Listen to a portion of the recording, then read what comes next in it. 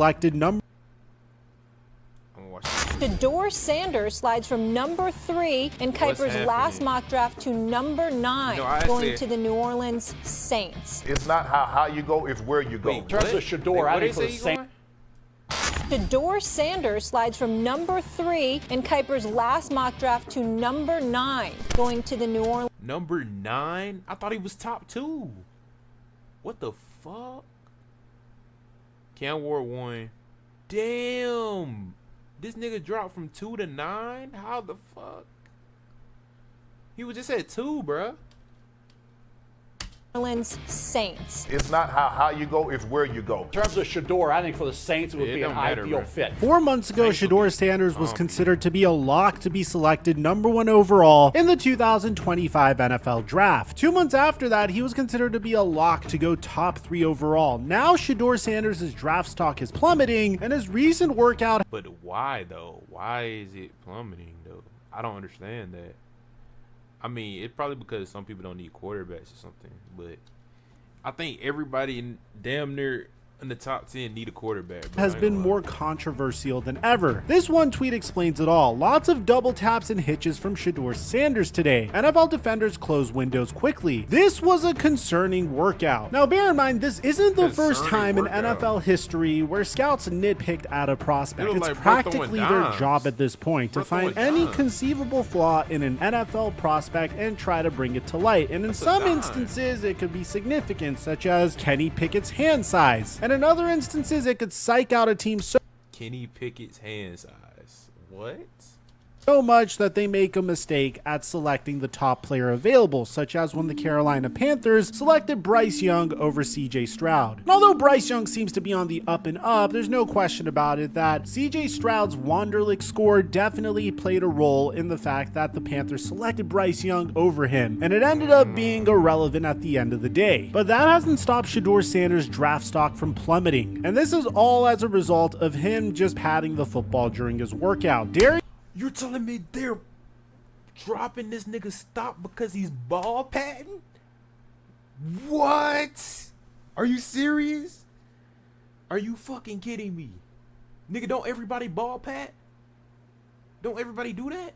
Darius Slayton came to his defense, saying, "I promise that he can pat the ball and be just fine. If DBs were so good at breaking on ball pats, they'd all have 8+ picks per year." Exactly. Same guys that fall for a 2-man dagger concept and give up the dig on 3rd and long every season, all season long, talking about a ball pat, what a joke. But the problem isn't defensive backs in this particular instance. The problem is giving pass rushers an opportunity for a strip sack, and Micah Parsons quickly points this out. You realize a pat on the ball can be the difference between a sack or a throwaway/completion. Now this is where it gets even crazier, because Darius Slayton would clap back saying Tom Brady is literally the king of getting the ball out, fast patted the ball when he threw, so actually no, patting the ball is not the difference. Micah Parsons would clap back by saying comparing the greatest quarterback ever to Shedeur Sanders is why I'll never entertain a football conversation with you. Like, what are we doing here? But in the comment section here, you even see a fan posting the fact that Shedeur Sanders is working out with Tom Brady. And in the past, Tom Brady has been vocal about his mentorship to Shedeur Sanders, famously roasting him for his lavish lifestyle. Tom, do you think a college kid needs a Phantom, like a Rolls Royce? Nah, hey, no, it's not a Phantom. It's a Rolls Royce cousin. I think he needs to get his ass in the film room and spend as much. And then this motherfucker is more athletic than Tom Brady, bro.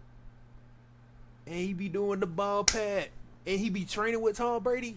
Nigga, pick that nigga. What? Time in there is possible. Thank you, less Tom. time in the car and more time in the film room. Then a fan posted this montage of multiple high-level quarterbacks in the NFL patting the football right before they decided to throw the football. It's something that every quarterback seems to do, but most of these clips are in training camp or in preseason, so I'm not necessarily sure how relevant it is. Another pass rusher confirmed what Micah Parsons said, saying that Shedeur Sanders' habit of patting the football overall provides more time for one, the defender on the line to get a strip sack, and if you're bringing it down to just coil the ball a little bit, that's more time for us to really get after it. It certainly does add time for him to get the football out, which could provide a window of opportunity in the NFL for these elite pass rushers to get after Shedeur Sanders, but patting the football might be the least of Shedeur Sanders' problems. In our last video on Shedeur Sanders, we discussed how Shedeur was likely to go to the New York Giants. After all, the only individual they had on the roster was Jameis Winston, and we had this to say about it. This is your man. Yes. Look at the screen. What the fuck? That's mine. And that's what you're going to settle for. I'm going to stick beside him. And right as I provided the perfect rationale for the New York Giants to go out and draft Shedeur Sanders, they decided to sign Russell Wilson to a one-year contract. Now, this doesn't take them out of the running for Shedeur Sanders, but when you go out and sign Jameis Winston and you sign Russell Wilson to a one-year proven contract, you would imagine that the New York Giants would be interested in trying to fix other aspects of their team before they address the most important position. Russell Wilson could potentially be the New York Giants quarterback for the next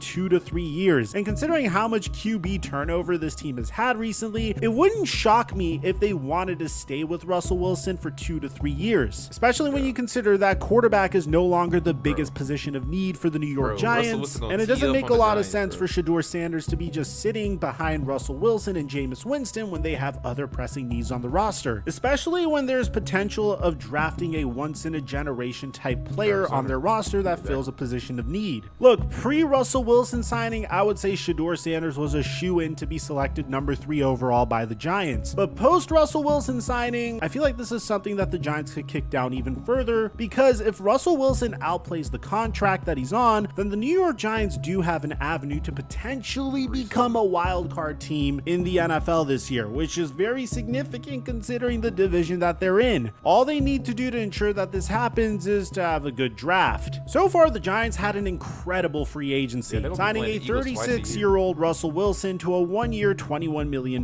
contract, then bringing in Paulson Adebo to try to fix the weakest part of their team, which is cornerback, before stealing Javon Holland, one of the best safeties in the NFL, from the Miami Dolphins on a 3-year $45 million contract. So the Giants gained the ability to draft the best possible player at number 3. That seems to be Travis Hunter. Or if the Cleveland Browns happen to shock the world and select Will Campbell, it gives the Giants the ability to select between Abdul Carter, who some teams are concerned about his injury history, or Travis Hunter. Travis Hunter is a top 5 prospect in 2 positions. There's no questions about whether or not his cornerback skills will be able to translate to the NFL, which is why Travis Hunter specifically played the wide receiver position during Colorado's Pro Day. The Giants can then wrap around in the 2nd round and select Jackson Dart, if he's available, to be their developmental QB of the future. But I personally think Jackson Dart would go late in the 1st round. So with that being said, what is Shedeur Sanders' future going to look like? Well, we know that he's not going to go number 1 overall because the Tennessee Titans already canceled their private workout with Shedeur Sanders, which means that they're going to select Cam Ward with the number 1 overall pick. Sanders is scheduled to have a top 30 visit with the Pittsburgh Steelers, which means the Steelers think that he could be a player that's available in the late 1st round of the NFL draft. And it might have an effect on Aaron Rodgers. Analysts are now speculating that Shedeur Sanders will fall to the 9th overall pick of the NFL draft to the New Orleans Saints. This young man is going to be just fine. And you know what? I hope he doesn't go in the top 3 picks. And I think his camp would tell you the same thing. There are other teams that they want to go to. But if that doesn't happen, then Shedeur Sanders could experience a huge free fall. So you might be wondering, what about the Cleveland Browns? Because some analysts don't understand why the Browns wouldn't select him number 2 overall. I've talked to my favorite people that I trust the most that have run teams. What do they say? Not worth number 2, which I don't know what that means. But that's because the Cleveland Browns are favorites to select Travis Hunter at number 2 or potentially Abdul Carter at number 2, which would be a very interesting strategy because that would mean Kenny Pickett would be their QB1 going into the season, and the Browns have already indicated that they want to move on from Deshaun Watson. This is what Ian Rappaport had to say about Shedeur Sanders' stock on the Pat McAfee show. There are teams that need a quarterback no matter what. It's really just, is it worth the selection. Let's say you think he's a mid-first round pick, let's just say, but you take him at 2 or 3 or 6 or wherever the Saints pick or whatever it is. Like, is that a reach or is that worth it? And are you passing on a generational talent like, let's just say, Travis Hunter? So at this point, Shedeur Sanders could end up as early as number 2 overall to the Cleveland Browns, number 3 overall to the New York Giants, number 9 overall to the New Orleans Saints, or he could fall all the way down to the Pittsburgh Steelers. His future is not clear at all, and you also have to consider the fact that it's NFL draft season. No team is going to come out and say, hey, we're going to select this player with our first round pick no matter what. It's a lot of smoke screens to bait teams into potentially trading up. I thought a really funny part about this is following what the Cleveland Browns ownership said about Deshaun Watson. He started posting workout videos indicating that he's motivated to return for the Cleveland Browns. Like, look at this. Everyone's doubting me. Everyone don't believe in me. Everyone don't think that I can get back to where I was, but I know and I believe the work that I put in, what I believe in myself, the peace that I've been, channeling these last couple months. I know I'm gonna be way better than before. So let me know in the comment section down below, what do you guys think Shedeur Sanders' future is gonna look like? I'd like to hear what you have to say. Aside from that, I don't know if you heard, but Tyreek Hill is getting traded soon. And it seems to be something that he knows really, really well. We have a completely separate video on that, and I'm gonna leave it in the end screen to meet you guys there. I'm your boy Mike, and I'm dropping our mic until our next up.